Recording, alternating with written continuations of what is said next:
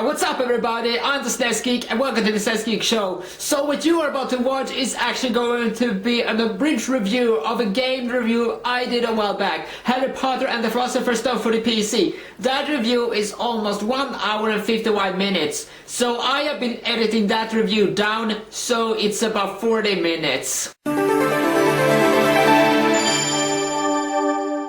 Okay, just to let you guys know, all of this footage that you are about to see is from a Let's Play I did back in 2020. So that is why you will be hearing talk from me. So I will try to keep the talking from this Let's Play as little as possible. Then we stumble into Professor Dumbledore, who is talking to Harry about all of the different things which is happening at Hogwarts. It actually is supposed to set up like this is a magical school, because a lot of things happen to him. Anyway, then it tells us that you actually have to head to the very first lesson. Basically, up the stairs and up to your lessons, don't be late. He says, run up the stairs and catch up with Ron Weasley. Now he is going to introduce us to the tutorial. Now this section, like I said, is not really that difficult. But what really elevates it is really a few things which will come up at several points in this game for being really well done. And that is the sound design and the atmosphere. The music, when it does happen, is pretty great.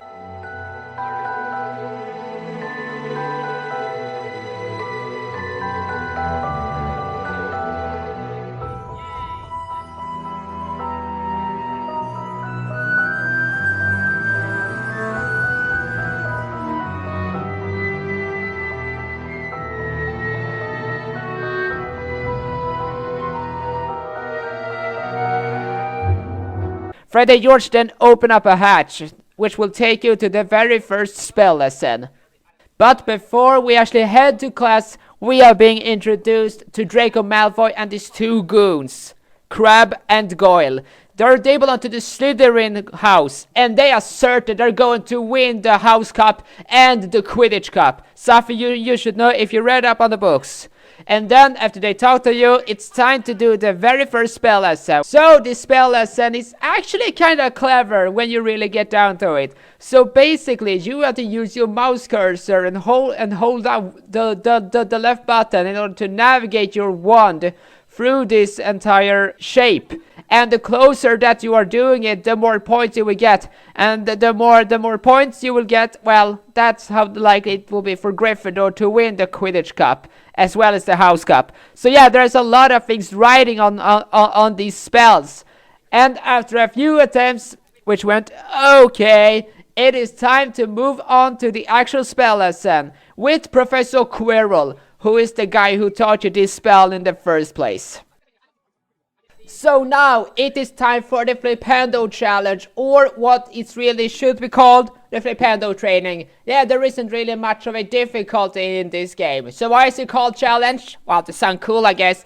So this is the Flipendo one, and you will have to use the left mouse button in order to charge up the spell and then unleash it when it aligns on what has to be pushed. So the Flipendo spell can affect few more things. The first one being this contact on the wall. If you Flipendo it, it's going to affect something later on in the course. And it can also knock over cauldrons, so you can gain access to Bertie Bott's AV flavored beans. So after pushing the switch, the bridge rotates, and we can now carry on to the next part of this challenge, known as Nearly Headless Nick. Yeah, he's nearly headless. He's giving you access to save game book. Just flip these Flipendo switches and they will all move around. But there's the question, why exactly is this black goo, or what is this void? And what are the noises coming from? So, this is the last chamber, and this is the first time that we're introduced to a proper enemy instead of just the environment around us. This is known as a gnome, and they will do anything to take away your beans. And by doing anything, I mean they run towards you and attack you. Also take away some of your health. So, after taking the very last challenge star, this challenge is complete, and we gained all of the possible points for Gryffindor.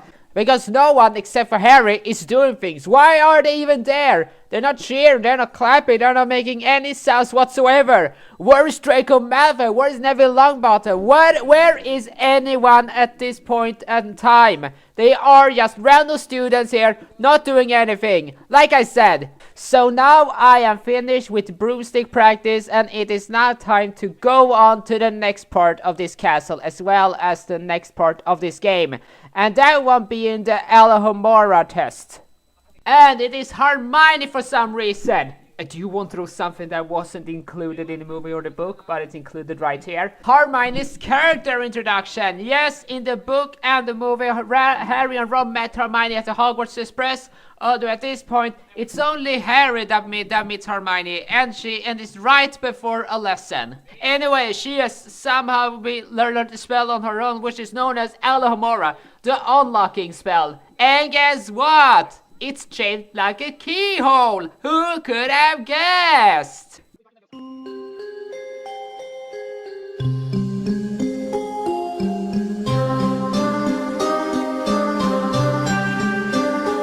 And so after that is done, it is now time to begin this Wingardium Leviosa challenge by actually learning how to use the spell.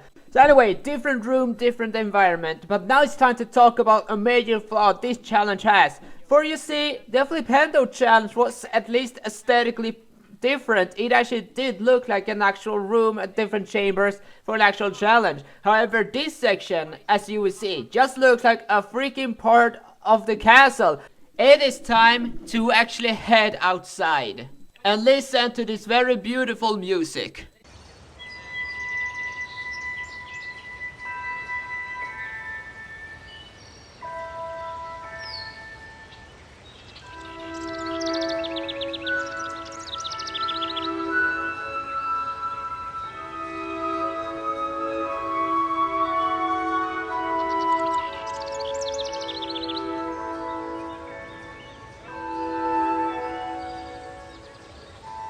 So anyway, nice with outside, isn't it? Well, it would be even nicer if there weren't certain death if you don't actually jump. What is it with this game and its obsession with black voids down there? And yeah, there isn't even any sort of sound effects. It's just completely black. Maybe it was the limitations at the time. Maybe it was because the programmers didn't have enough time to do so. But whatever the case may be, this castle is showing out to be actually rather dangerous location for anyone who wants to be there. Oh my goodness. Speaking of which, let's talk about the engine that this game is running on. It was developed through Unreal Engine. It's the most useful video game developing tool of our time. Way back when, before it was introduced, game developers and studios have to make their own game engines from scratch while developing games. But when it was finalized and released, it became a viable option to make games. It has over the years become pretty much the only game development tool that developers are using. And now what's awaiting before completing this challenge? Finally, we are on actual ground and we can go through the door to finish the challenge. Something that is done. Now we have reached the next point of the castle, and this is the very first time you can actually explore it. Yep, up to this point you have been forced to go a set path, but now you can be roaming around for free. Sure, there ain't much to see right now, but believe me, seeing this castle in full, after reading it in the book and watching the movie at the time, this must have been mind-blowing to see. And this is actually also a mention for the very next class you are going to have. That one being herbology, and you get a letter sent to you by Hermione who tells you to hurry up. You thought Resident Evil was scary? Well, get a load of this. It's a jump scare by Poltergeister Pives! Now, it is for a reason they want all of these beans, but for what reason? Well, it's not explained. Later on, my friend. You know, speaking of something told sooner rather than later are the amount of glitches you can perform. Yeah, this game is very glitchy. Of course, there ain't any game-breaking glitches. It's just a few minor glitches in ways you can perform if you simply just do one simple action in a different way. Such as here that you saw.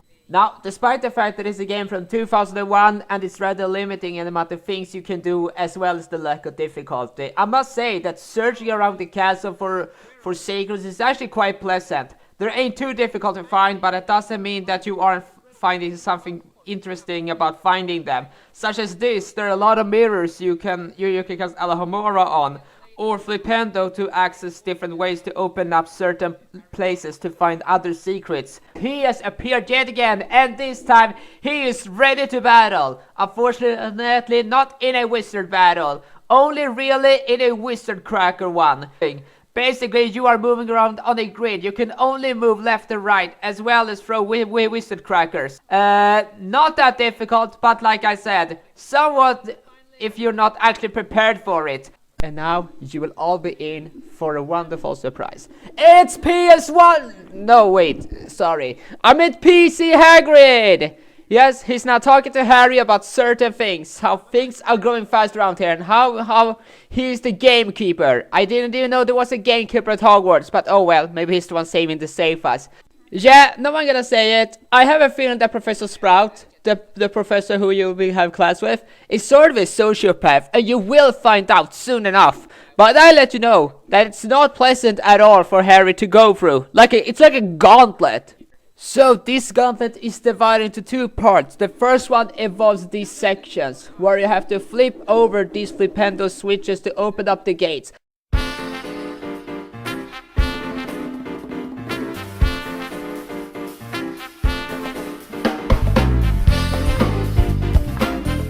So the next section is a lot more different than the first section. While this one was rather straightforward, this one is really confusing. Do you want to know why? Do you really want to know why?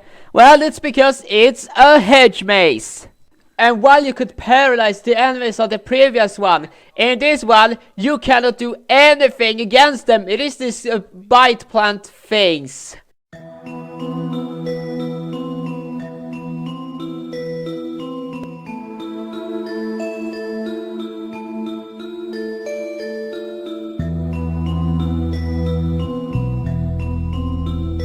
We have to get a secret, and it's the one over here. Anyway, let's just head to class. At least I will pass.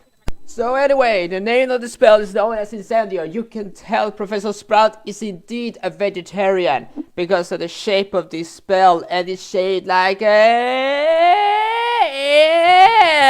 won't say it. But if you are a vegetarian, you know what I'm talking about. Alright, let's go. It's the form of an onion, or garlic maybe. I don't know. So after this point, the spells that we have been learning are, kinda harmless. Well, this spell is fucking ferocious. Do you want to know why? Because this one is killing plants and everything else in the Green Kingdom. Sure, she says that they're just wilted, but the truth is, when you look at what they look like after the spell has been cast, you'll understand what I mean.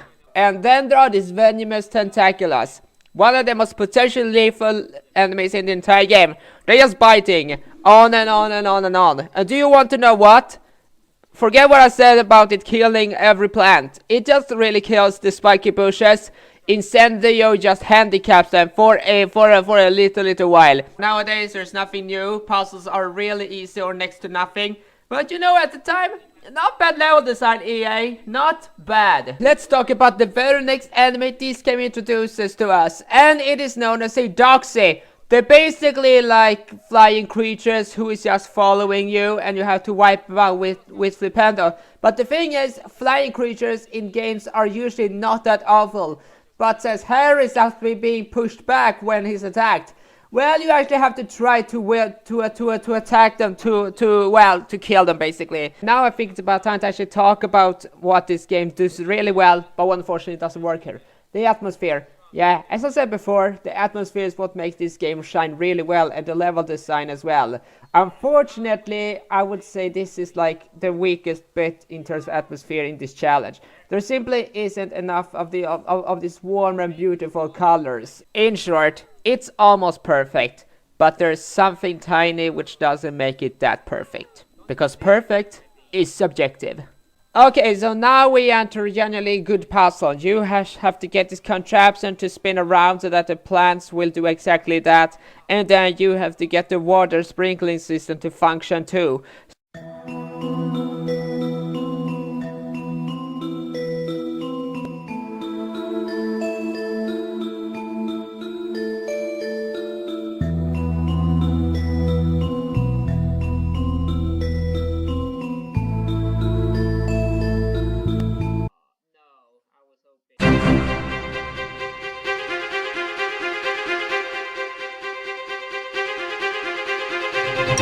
No, that was unexpected.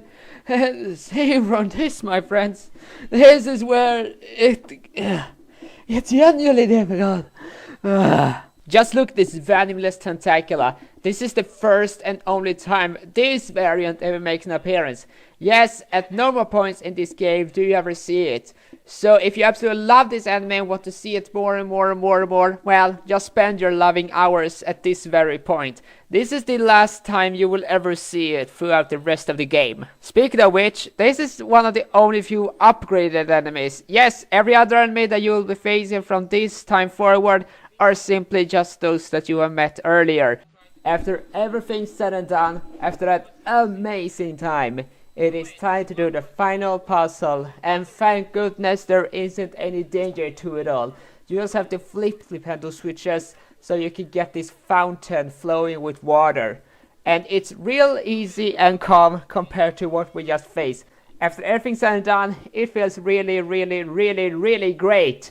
Now it's about time to move on from the challenges for a while and then focus on the next part of the game, which happens to be broomstick practice with Madame Hooch. Malfoy has stolen Neville's to remember all, so there won't be any traditional broomstick practice. Here comes Neville. He looks quite upset. Best go and see what he wants. Oh my god! That laughter! Think you can catch me? Come on then, Potter. That sounded real evil. But yes, this is a... Do you know what I think? I think someone should get some child safety at this school. Because now what you're about to witness is an extremely dangerous task for Harry as a 10-year-old. You know, in the movie and the book, they aren't exactly in danger when this is happening. But no, in this game, Malfoy is throwing freaking bludgers at Harry.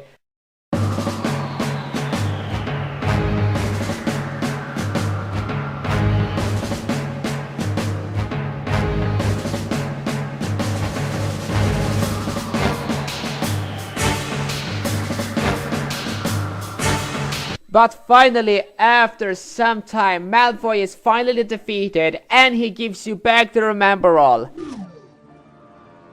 So let's go to Hagrid's hut, and the only time in the entire game where you are traveling outside the castle grounds. And you expect it to be just a peaceful walk a few meters? Well, not really. It's a gauntlet. Not really, it's a gauntlet through a rather dangerous area filled to the brim with plants and spiky bushes. Now thankfully they didn't show how Hagrid actually got through all of this to his hut. But you know what, up to this point most of the platforming and the placements of the obstacles has mostly made sense. Very few things actually matters to you when it comes to Harry as a character. In other versions and games, you actually do collect Wizard's Card to have an increase in your health. Oh well, I guess atmosphere is the biggest award. You know what, I haven't actually talked about the final goal that you were going to do before you got to Hagrid's hut. And it's quite easy. You have to travel wherever you need to travel in order to turn this giant log around that you traveled through in the beginning. Once you have actually spun the log around, you can finally travel safely over to Hagrid's hut. But not before you're going through this final section. As for the collectibles, well, they're quite easy to see, but there are details actually do pose a challenge, or it's really seen to be any special. As a matter of fact, none of these are special in the slightest. Well, except for this one, which I really appreciate. This is actually something which you don't really see coming. Game. Let's talk. Yes, finally. See, I hope it's really strong. Hagrid's hut. Come along then, here's something to show you about. Thank you. By the way, congratulations on making the Quidditch. It's a dragon's egg, Harry. But it's our secret, mind you. The egg is at a very delicate stage. Oh my God. I can't leave it here alone, but I need some fire seeds to give it that last burst of heat to make it hatch. Harry, can you fetch me some fire seeds? Why? I grow them in caves out in the garden. What the fuck? I need you to collect as many fire seeds as So you how can. can he actually go down into these caverns to get these fire seeds? How often does he need to do that? It would be one thing if he was like breaking gold and need Harry to help him, or maybe he has like broken his foot. But no, you just have to go out and get fire seeds for no reason at all. Everything just works, you know? But just as outside. If you haven't noticed, I think it's about time to talk about how this game handles cutscenes. So, they're in-game cutscenes, which was something new at the time. Up to this point during this era, there was really just a computer-generated cutscene which was added in post. Although for this game, they used in-game engine to make a cutscene. Now, it has been very results. Some of these cutscenes are done really well, and for the most part, they're at least convincing. The only thing that's not really that great is the fact that these characters don't really move their mouths. They're just moving around their hands and they're talking, which is decent. The voice acting is not awful.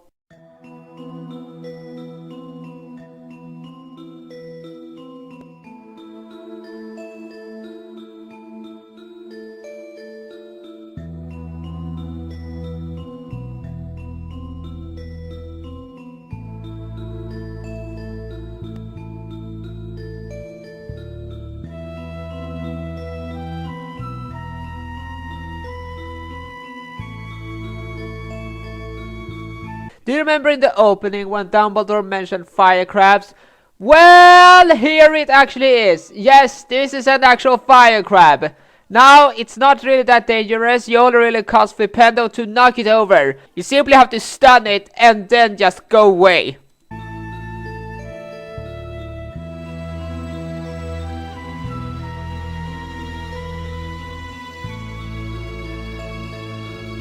It does open up the gates to how to have a lot of secretive locations. And so after some more exploration and one less Flipendo casting, this section is finally over and we can finally see the entrance. And now it's time to meet up with Hagrid.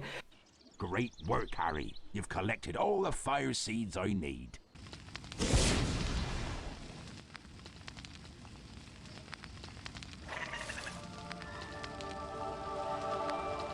You've done it, Harry. It's hatching. Oh, now you've done it, Harry. Ain't he lovely? I'll call him Norbert. He's a Norwegian ridgeback, you know.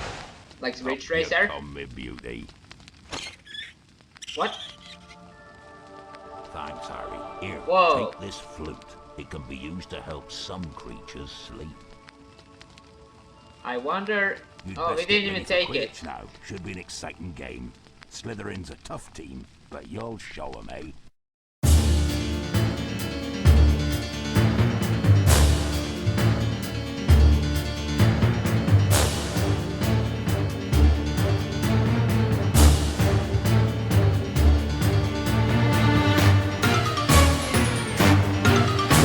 Yeah, in the book and the movie, Blow the Blatches was cursed to actually follow Harry and then attack him. And now, this game is about to do something we haven't seen up to this point, and that is to catch up with the movie. Hermione greets us with winning the Quidditch match, and now she tells us a bit about the Forbidden Corridor, and the fact that the last lesson of the entire game is going to begin soon enough. However, you don't really need to go to the lesson, let's just skip that. Let's just explore the entire castle. But of course, you cannot mention exploring Hogwarts if you didn't mention the two brothers, Fred and George. What a twist! A montage!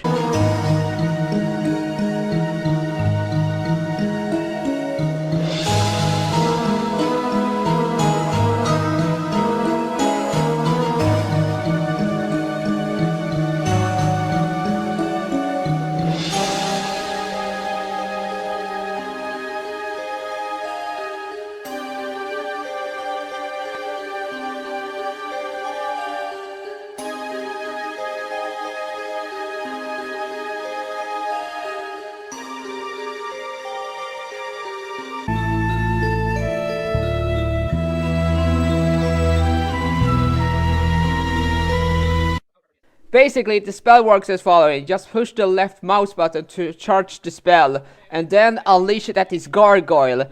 And when you do, it is going to reveal a platform of life which you can go onto. And then you can move on throughout the rest of the challenge. You want to get ready for something very special? Okay, 3, 2, 1. Oh, sweet.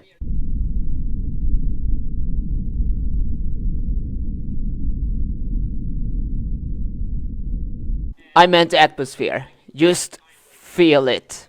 I'm really glad that this game came out the way that it did in terms of atmosphere, because the second game has almost no atmosphere whatsoever. For you see, while this game is based more on exploration and platforming, that game is based more around on action, and sadly, most of the action really takes away the atmosphere what that game has to offer. Whereas the later game was meant to follow the movie. This game was just meant to establish the Harry Potter franchise for a generation of gamers. You know, those who had only seen the book or watched the movie but hadn't played the game beforehand. And I would say they pulled it off really well. Fun fact, one of the developers who was behind this game hadn't actually gained much info and the layout of this game before even making it, or rather the movie.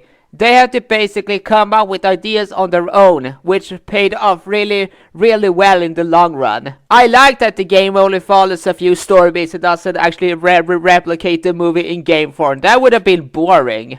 And so, another challenge star in the bag. And you know what? The next star after this one is actually real easy to get your hands on. It's Piers! Yep, he has returned for the last time, mind you, as an enemy. Just attack him 3 times like you did before in order to beat him.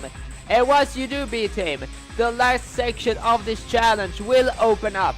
Okay, so this giant castle you see right in front of you, while you do use Lumos to travel across to the other side, your mission is to actually get some bridges to open up. You have to complete a puzzle, 2 of them, so you can make it happen. And now it is time for a very fancy, unexpected reunion. Yup, it is a fellow student. I guess he has also learned Lumos, or he doesn't really know what to do or how we got here. It's never really explained, but the point is, this is the first and only time this entire game where a student is at a very specific location that progresses the plot. And so after flipping this switch, this bridge is now opening up. Huh, that's kinda strange. I was expecting you to do it 2 times, but I guess the Mandela effect just played a prank on me. Basically, were you misremembering something big? And so after a quick climb up, you will see now who I mean. And it's nearly Headless Nick, the first time we see him after he introduced us to the checkpoint at the very beginning of the Flipendo challenge, way back when. Speaking of dangerous, this challenge is finally over. After so much opportunities for Harry to die, all the challenges has been completed. And so down the dungeon the boy went, hopefully without getting a dent. The environment started to change. It became very cold, and the walls were full of mold. But alas, the boy is bold. But the teacher is not nice, for Harry couldn't use any lies. For the name of the professor, who is Professor Snape, took away points from us for being late. 3 points taken away, and now Harry is afraid of being slain. And so Harry went down to gather ingredients to claim his crown.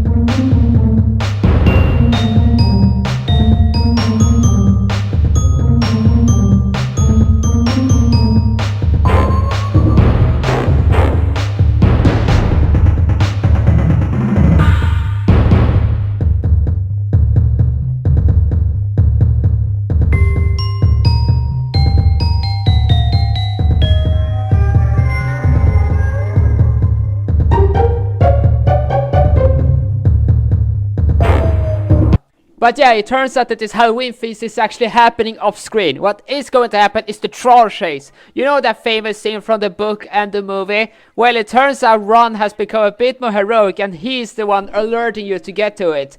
And now we will actually go through a door which we have been exiting a lot of times, but it's the first time we're actually entering it. Well, they're heading right in there, and Ron is making an interesting observation, that it smells. Now, it's obviously the troll, but what does the troll even smell like? Well, it's never explained, but if I just were to hazard a guess, I would say lavender. Who knows, maybe lavender smells different in the wizarding world. One of the best scenes from the book and movie is actually one of the best sections of this entire game, because it's the giant troll that you are supposed to be helping Hermione get away from.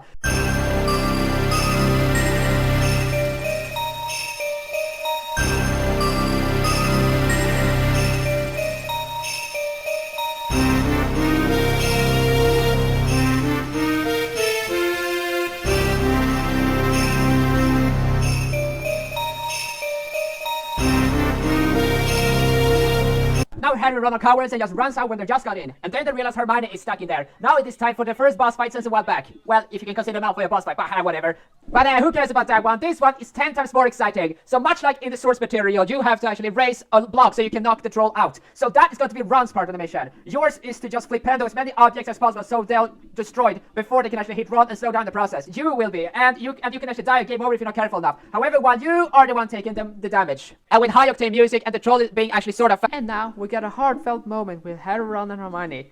They're forgiving each other and reconciling with a hug. And then they all head out, being best friends forever, and get 50 house points each for Gryffindor. If only that was the case. Yeah, they're talking to each other in their normal tones, they're just heading out. No teacher showing up and giving them a few house points. There's absolutely zero consequences for this happening. I kinda wish that it did, but unfortunately you guys have to envision this in your head what's going to happen afterwards. They have decided to help Hagrid by sending a tall tower so you can leave Norbert up there to where they will be waiting. A fantabulous environment, thick as butter atmosphere, and a special mechanic stealth. Yeah, sure, we had the Bloody Baron follow us before, but that wasn't really that he was watching you, he was just passing by, so this is a genuine stealth part. In the Forbidden Corridor with Filch. So with invisibility cloak, Harry is now about to ascend the tallest tower in the entire school, but he isn't just ascending it without difficulties at all. No, this is kind of difficult in the best way possible, as throughout this entire section you have to stay away from Filch, whom is patrolling this corridor alongside his cat, Mrs. Norris. It's in different rooms, and then you have to return to the main center room in order to progress. No, at different points it's going to enter a different room by taking a shortcut. Not like the door, which for some reason just shut like that. So anyway, after running up the stairs and after casting Alohomora on the door to open it up, Harry now enters it, climbing up on this stepladder, which is for some reason there, and then you can get over it. So after yet another flipendo switch, the door opens up and then you can get past it. And then we're jumping on the bookshelves and there we go into another corridor. Yeah, for some reason closing this door makes him think that he have to go to another place. Why do all of these doors close whenever Harry's passing by? Why can't? But I guess it's because no one is actually here. But if no one is actually here, why does it look so fancy, so pretty? Why are the colors so beautiful? Why is the mood just overall just a cozy time? Lumos statue is. Just cast Lumos on it, and it's going to illuminate the entire stage with this fantastic piece of music. Something which terrified a 15-year-old me.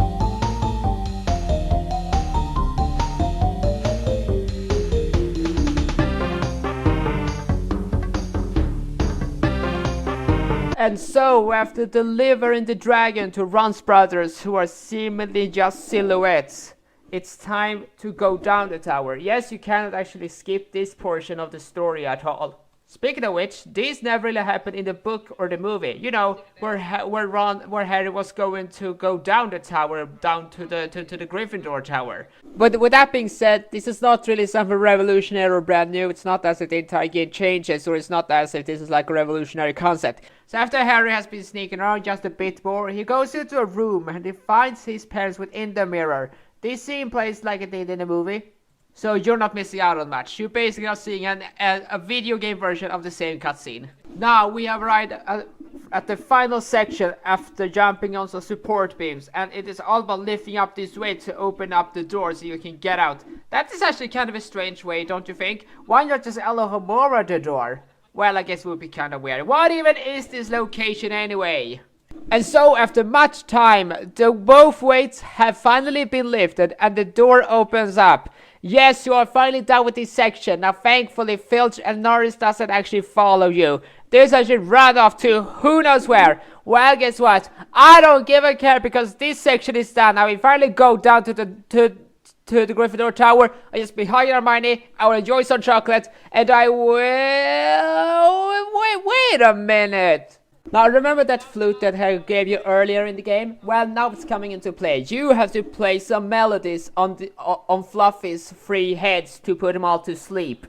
Now, they will wake up after a certain time, so you have to be quick about it. While at the same time, you are being attacked by vines. Sadly, not by a venomous tentacula, which would be a better touch.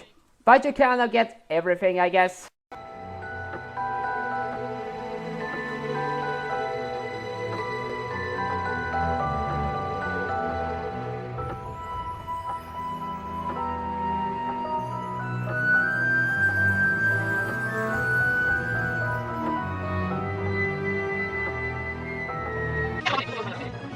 Now, of course, with this being a vital part of the game, I'm sure this multiple times Harry going to witches. Well, no, this video is saying the book is having doesn't matter. But no, promise the game, the second time being hurt, and Harry playing games that are money. Oh well, that is not good. But we could actually both Harry and Ron playing together. But this is Harry's slightly better than her. I guess it's now, this is some more time in Hollywood. You have to basically time your twice to jump, and the second time you get on twice, which is just to each other. Basically, think strategically. Don't do like me and just go for it. If you want to do this really well, if you want to get there, do, then be my guest. Really, Harry and Ron, the very last move. This is the process to shake myself. So you basically watch all these processes being around. The end of the last move is blocked by magical fire. If you want to find the right potion, now you find the right potion 3 times. You will be able to pass through the fire. But pick one wrong and it's game over. But you cannot go through with you at all. You simply have to go through it yourself. She's going to watch over Ron. So you are now on your own. And thankfully you are, because the last chamber will be a nightmare if anyone else was in it. So it turns out that the person upstairs, you see that one, is Professor Quirrell, and he is going to throw fire at you as you're going to flipendo these blocks up to him.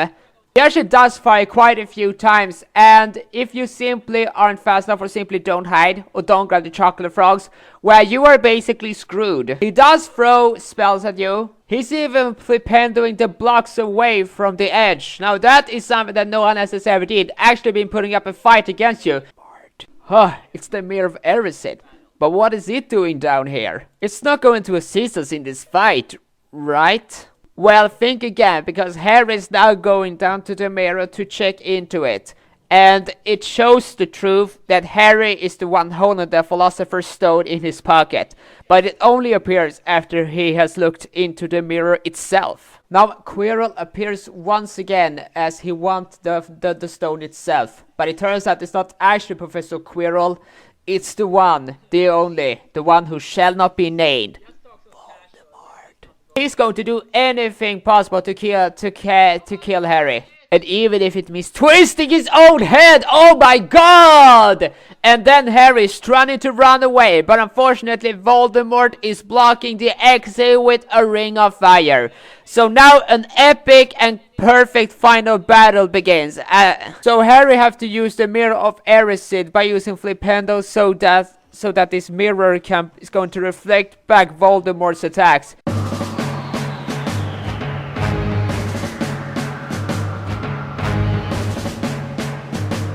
And now a final cutscene happens, which basically wraps everything up with this movie as well as this game.